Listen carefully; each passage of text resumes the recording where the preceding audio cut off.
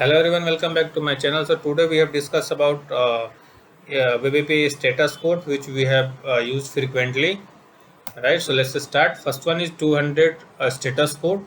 So in that status code, when we receive successful response from our server, in that case we will get 200 status code. Next one is 201. So 201, basically if you add new resource through post method, so in that case you will receive 201 status code, 201 status code. 204, basically there is no data in server side, in that case you will get 204. 301, uh, if data is moved permanently, in that case you will get 301. If you will data is moved temporarily, then you will get 302.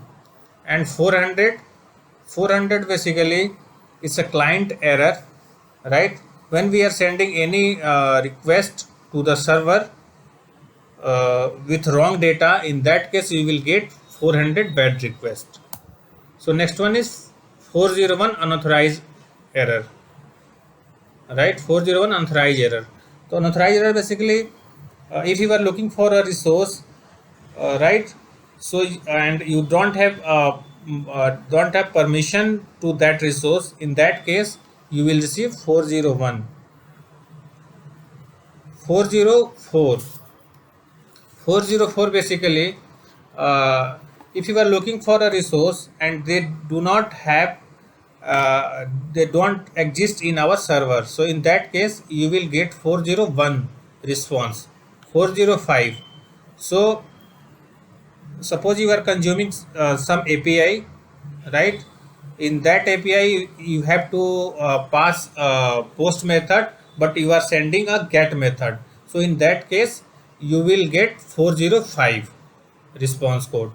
Basically API accept that uh, post method, and you are sending a get method, so in that case you will get 405.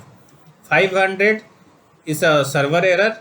If there is any issue in server side, suppose database connection or any certificate issue or anything, so in that case you will get 500 error.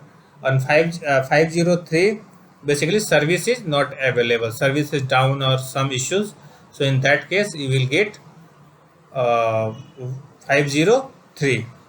So thanks for today.